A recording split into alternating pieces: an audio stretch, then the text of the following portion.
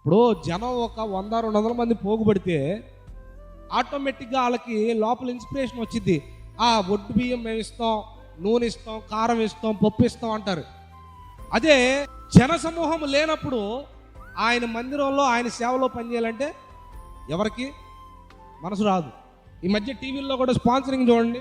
Sponsor చేసే వాళ్ళు ఎలా చేస్తారంట, సంఘ కాపరి ఒకళ్ళు ఉంటారు, స్పాన్సర్ చేసేది ఆ తెరలో కనబడే అయ్యగారికి పంపిస్తారు.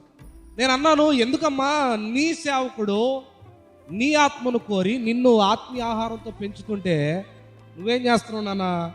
మరి నీ కష్టార్జితాన్ని ఎవరికి ఇస్తున్నావు? సేవకుడికే కదా అని అంటే, అవునండి సేవకుడికే. ఎవరు అంటే ఆ తెరలో కనపడతాడే ఉదయాన్నే ఆయనకి.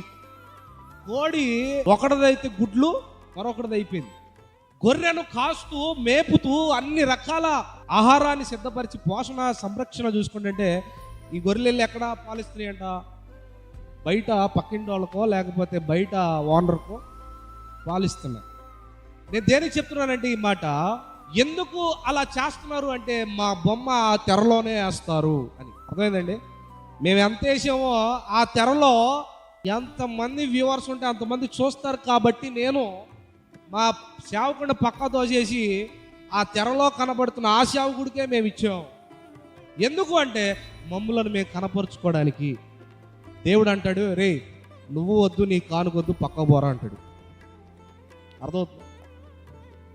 ఇక్కడ పని చేయడానికి రా అంటే అనేక మంది వచ్చారు. అలాగే తనను తాను కనపరుచుకోవడానికి ఆ సంఘంలో ఆ చర్చిలో తనను తాను కనపరుచుకోవడానికి అనేక మంది మేము వస్తాం. కానీ ఆత్మ సంబంధులైన శిష్యులు మాత్రం ఏం చేశారు తెలుసా? ఎంతమంది కాదు, దేవుని చేత ఏర్పరచబడిన వారే కావాలి. అన్నం సిద్ధపరిచే వాళ్ళు కూడా దేవుడు ఏర్పరిచిన వాళ్ళే కావాలంట. దేనికి స్తోత్రం కలుగును గాక. హల్లెలూయా, హల్లెలూయా.